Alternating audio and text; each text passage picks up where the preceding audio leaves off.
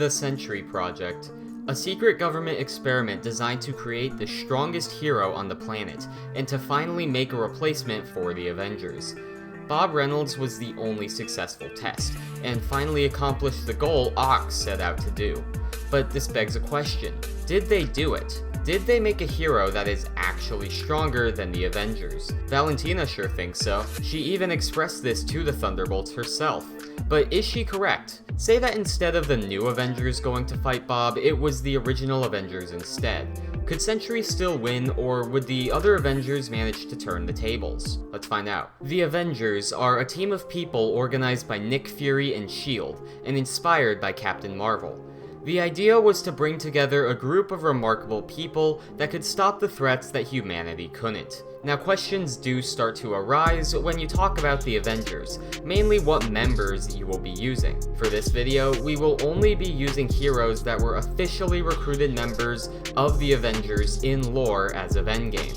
This would include the following people: Worthy Captain America, Mark 85 Iron Man, Fat Thor, Black Widow, Hawkeye, Professor Hulk, Mark 5 War Machine, Ant-Man, Captain Marvel, Nebula, Rocket Raccoon, and Okoye. This particular team of Avengers can be split into two groups, the peak humans and the top tiers. Let's talk about the peak humans first. This would include Black Widow, Hawkeye, Ant-Man, Nebula, Rocket, and Okoye. These characters would all scale to building level, as each of them would, in one way or another, scale to Crossbones. Falcon fought with Crossbones, with Falcon fighting Ant-Man, and Ant-Man fighting Black Widow, who fought Hawkeye, who pretty much every peak human in the verse scales to. So where does Crossbones scale? In the guidebook for Captain America Civil War, it's explicitly stated that the gauntlets Crossbones used to fight with Captain America amped his striking strength by 10 times. So if the gauntlets made Crossbones 10 times stronger, and the gauntlets allow him to hurt super soldier level characters, this means that peak humans of the verse would only be 10% the strength of the super soldiers. As we've talked about in previous videos, the super soldiers of the verse would all scale to Namor, who withstood the explosion of the Talon fighter jet. There are various calculations on this feat, but the most reliable one I could find was calculated on Versus Battles Wiki to be 4,250 kilograms of TNT, or large building level. The peak humans being 1/10 of this means that they should be able to strike with energy equivalent to 425 kilograms of TNT, which puts them at building level. And before you guys try to call outlier, this is actually shockingly consistent with what humans in the MCU have done. The Guardians of the Galaxy also have similar feats, with many of them getting hit by building level explosions and being unharmed. Many of these lower tier characters don't have much impressive abilities though. They're mostly just very skilled humans with powerful pieces of tech that might give them some helpful abilities, but not anything crazy. Rocket is probably the single most powerful low tier on the team due to his numerous pieces of weaponry, which range in power from city block level to even possible moon level with prep time, and a wide array of abilities that he can pull from by utilizing his inventions. The top tier Avengers though put these guys to shame, which includes members such as Worthy Captain America, Iron Man, Thor, War Machine, Captain Marvel, and Hulk. Maybe. We'll get to that. For a good starting end, these characters should upscale Thor during the events of Ragnarok, as Endgame Thor is stated by the Russo brothers to be the strongest we've ever seen him at. In Ragnarok, Thor was able to knock out Hela with a single lightning strike. Hela is directly stated and shown to be the strongest weapon in Asgard's arsenal, which would include weapons such as the Bifrost. In the first Thor movie, Loki was planning on using the Bifrost to completely destroy Jotunheim. Now, the energy output of the Bifrost varies depending on the calculation, but the most reliable one I could find put the Bifrost at 1.47 exatons of TNT per second, which is multi-continent level. Hela would upscale the Bifrost, with Ragnarok Thor being able to one-shot her, and Endgame Thor being even stronger than that. Much of the other high tiers would be comparable to this, as all of these high tiers have fought Thanos at one point or another, with the Mad Titan proving time and time again to be Thor's superior in combat. You could even get these guys higher though, as much of the cast should be comparable to a binary Captain Marvel. In her binary state, Carol was able to restart Hala's sun through her aura alone, a feat which would require at least 1.57 exatons of TNT, though there are calculations getting this even higher. For even more consistency for this rating, many of these characters withstood strikes from the Power Stone, which wiped the surface of an entire planet. Assuming this planet is roughly the size of the Earth, wiping the surface like this would require around 600 petatons of TNT, or again multi-continent level. It's also stated that a snap from the Infinity Gauntlet has the power to light up a continent, which Thanos withstood multiple times, further supporting this rating. So I think it's clear to see that much of the stronger characters in the team would be in the exaton range and fall in the multi-continent tier. Many of the characters here have various powerful abilities, such as ranged attacks through lightning or energy beams, are extremely skilled fighters, can fly, and have some type of regeneration or incredible stamina. Thor has the ability to control weather, resist the effects of mind-altering magic, and summon the Bifrost, as well as access to Stormbreaker, a weapon that can cut through Thanos like butter and clash with the Necro Sword. Captain America gained the power of Thor once he wielded Mjolnir, granting the same abilities as well as the strength to fight Thanos. This, combined with his combat skill, makes him a dangerous force and one of the strongest Avengers. Iron Man's suit is made out of nanotech, which can restructure itself to fit whatever needs he has, whether that's creating shields, melee weapons, or repairing damage. Tony also has his Friday AI that can scan the environment, hack into computers, and give him detailed information about the environment around him, allowing him to better strategize and plan. War Machine's suit is stated to be the strongest invention Tony has ever made, aside from his own nanotech armors, meaning that it should at least be in the same ballpark as Tony's nanotech suits, or at least stronger than the Hulkbuster 2.0, which could kill Cole Obsidian. Rhodey also has access to similar weapons, and his experience in the military makes him a valuable asset. Captain Marvel's powers come directly from the Space Stone, and allow her to absorb vast amounts of energy before using it in her attacks.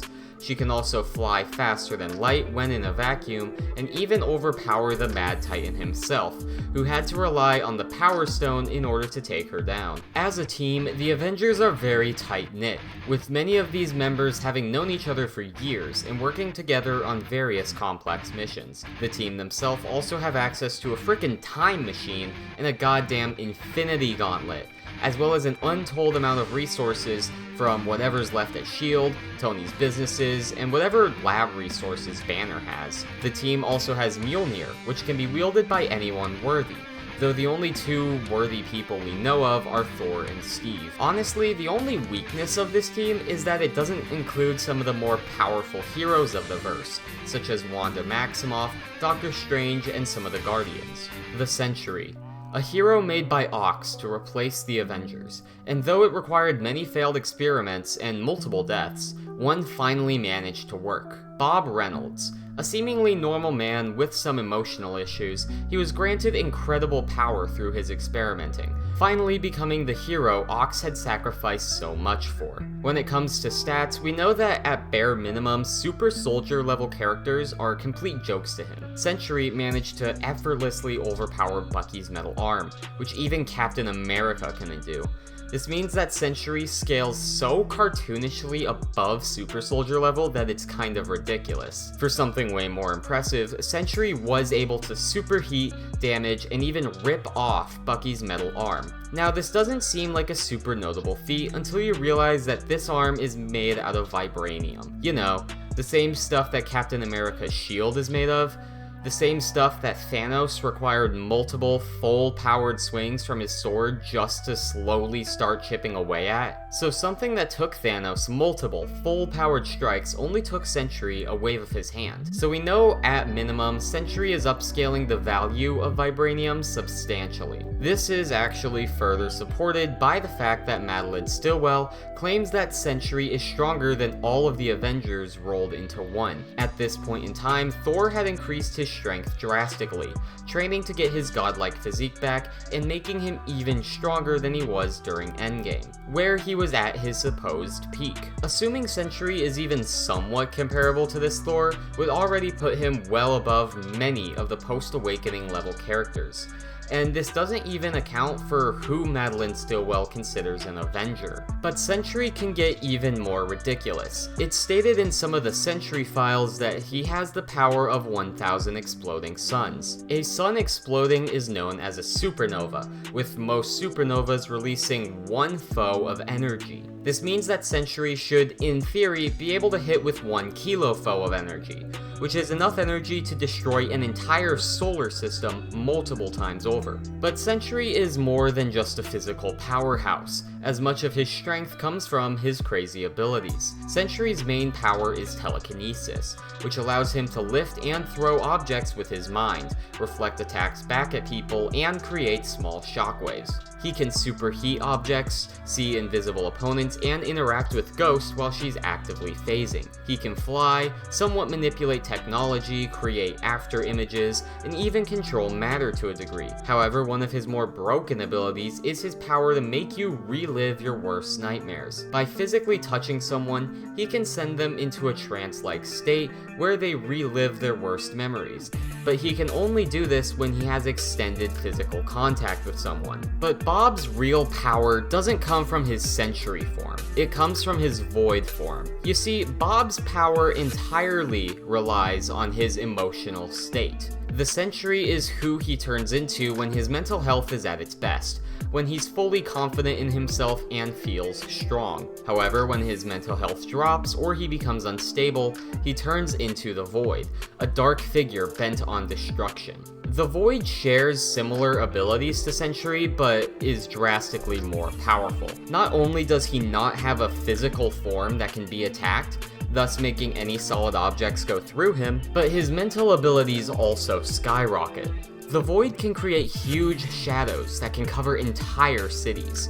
If someone is touched by one of these shadows, they're sent into an alternate realm where they constantly relive their worst memories, likely forever. The only known way to get out of here is through Bob, as if you can improve his mental health and get him back up to a normal level, everyone he has entrapped will be freed, and he will turn back into his Bob form. But unless you know that this is how you defeat the Void, it's unlikely that you ever will. So who wins this? Firstly, we're going to be putting the Avengers against the weaker version of Sentry, his multi-continent level Golden Self, the same one that the new Avengers fought in the tower. This time around, though, we'll replace the Thunderbolts with the Avengers. So anyone that isn't a top tier is instantly dead.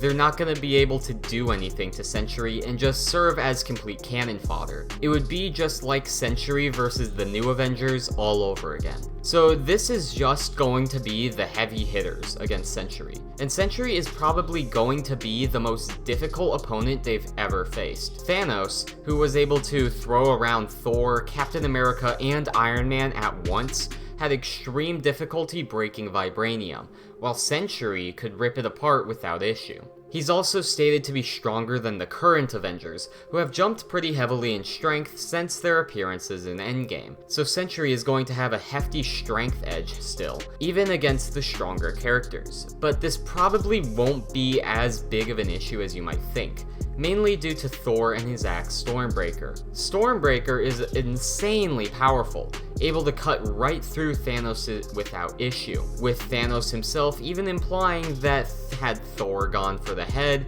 he would have killed Thanos in a single strike. The axe was even able to overpower a blast from the Infinity Gauntlet, which has debatable planetary to universal ends. Even if Sentry is drastically stronger than Thanos or Thor, Stormbreaker should still be able to cut through him, or at least damage him substantially. But it's not like Stormbreaker is their only chance at winning here. Captain Marvel is debatably the strongest Avenger here, managing to overpower Thanos and even no-sell his attacks. So although Sentry would be stronger than her, it might not be as big of a gap as you'd expect. So it's not like Sentry is just going to shit stomp the Avengers in strength. The strongest Avengers, though not quite as strong as Sentry, would still be able to hurt him and do combat. You might think that Sentry's abilities, such as his telekinesis or heat manipulation, would be able to end the fight. And while these powers are very impressive, they haven't shown themselves as being powerful enough to take down the Avengers. Making things hotter could do some good damage, but characters like Iron Man and Thor have really good resistance to extreme heats. So unless he can make things hotter than the full power of a neutron star that was hot enough to melt Uru and forge Stormbreaker, then there's no reason to assume he'd be able to kill them just by heating them up enough. And while being able to throw the team around with his mind will be super useful, not only does the team have experience with people that have power sets like this, but his ability to throw attacks back at people won't be super helpful against people spamming energy beams and lightning that he can't physically grab. This is also a big advantage for the Avengers as well. Range. This is another big advantage for the Avengers, range. Aside from his telekinesis, Bob has no options if he wants to fight at a distance, and is pretty much forced to close said distance if he wants to have a fair shot. However, the Avengers don't need to do that. Both Iron Man and War Machine have a lot of ranged weaponry, from explosives to repulsor blasts to whatever Tony wants his nanotech to do. Electricity-based attacks from Thor and Captain America could do some serious damage to Sentry, as he hasn't shown resistance to such powerful electricity. The Widow's Bite isn't quite on the same degree as even natural lightning, let alone magical lightning. This wider variety of abilities and superior range gives the Avengers a pretty big edge. One of the Sentry's bigger advantages is simply his overwhelming strength, speed, and endurance that would allow him to take down any one of the Avengers here in a one-on-one fight. But this isn't a one-on-one fight, and he'll have to fight multiple people that actually pose a threat to him at once. This leads me to my final big point in this matchup: skill and teamwork. Sentry, although he has a lot of power, doesn't seem to know how to use it in a real fight. Sentry's never been in a fight with somebody that actually poses a threat to him. Hell, Sentry has only ever been in one fight with the Thunderbolts, who are all people that he could dog walk. He has never actually faced off against someone that posed a real danger to him.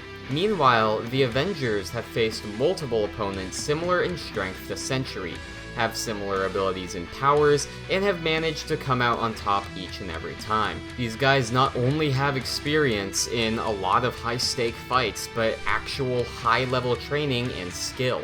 Captain America is described as one of the greatest hand-to-hand fighters in the entire MCU, and was able to go 1v1 with Thanos, a man described as the Genghis Khan of the universe with thousands of years of combat experience under his belt, even skill-stomping the undefeated champion of Sakaar, Hulk, who is trained by Valkyrie, a former member of one of the most elite fighting forces in Asgardian history. Thor also has thousands of years of combat experience, having slain countless amounts of trained frost giants and fellow Asgardians, as well as battling with Hela, who could effortlessly stomp entire armies of Valkyries and Asgard's top soldiers. These guys don't just know how to fight, but they know how to fight super well, even against those drastically stronger than them. This, alongside the fact that the Avengers can work together pretty well and come up with complicated strategies, makes this fight a complete nightmare for Sentry. Not only does he lack the skill of even the worst trained Avengers, but now he has to fight against an entire group of significantly more skilled heroes that work together really well and have actual experience against people with similar powers and strength to Sentry.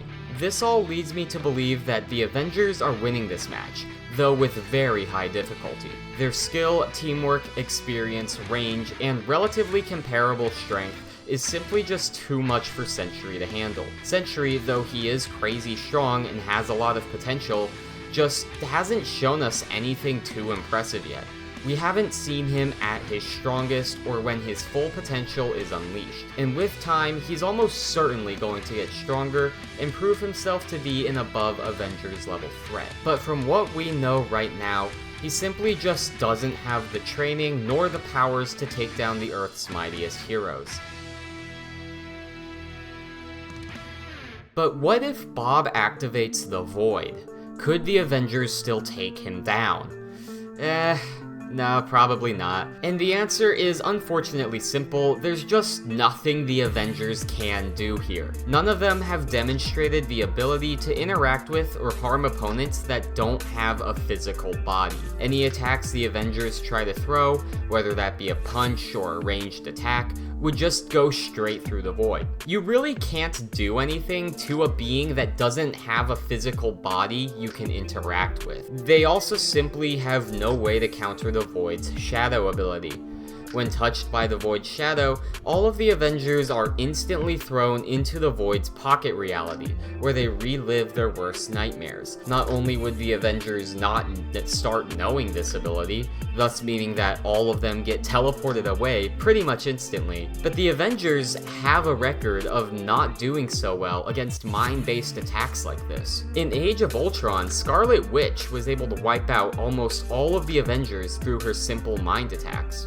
The Void is just going to be like Wanda, but on steroids. Once the Avengers get thrown into this alternate world, there's pretty much nothing they could do, and this instantly becomes a win for the Void. Unironically, the only people here that I think could survive are Thor and Captain Marvel, because they could just fly away into space. But if the only way you survive is just by running away, that means that you don't win the fight. Now you might be wondering to yourself, if the Void is so powerful, how come the Thunderbolts, a group of humans and super soldiers, were able to defeat him?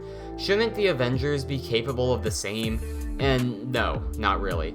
The new Avengers only beat the Void due to their connection with Bob. Bob's powers rely on his mental state, and due to their relationship with Bob and by helping him defeat the Void in his own mind, they were able to revert him back to his non-evil Bob form. So pretty much, the Thunderbolts only beat the Void due to having knowledge of its weaknesses and through the power of friendship. But the Avengers wouldn't know this. Not only are they not given prior knowledge on the Void, but none of them have a personal relationship with Bob, so none of them even know who Bob is.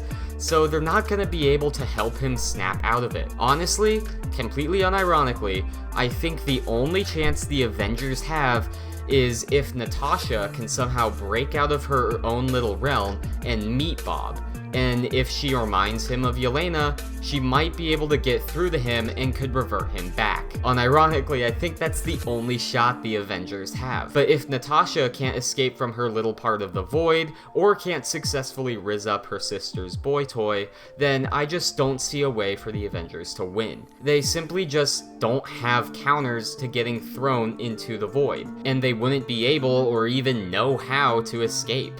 I don't know, maybe Tony or Banner could deduce something, but I honestly doubt it. The Void's power set is simply too broken for the Avengers to do anything here, and the Void is coming out on top. But of course, this is all assuming that Sentry is comparable to the Avengers and just upscales them. If you want to use his higher end of solar system level, then he would be vastly above the Avengers, to like a cartoonish degree. It'd look like Sentry versus the new Avengers all over again, but this time, Sentry wouldn't be holding back, so it would look a lot more bloody. However, I'd love to know your guys' thoughts on this matchup. Do you think the Sentry could take down the Avengers? Do you think that maybe the new Avengers are secretly stronger than the OGs? Let me know in the comments, and of course, I will see you guys in the next video. Have a good one.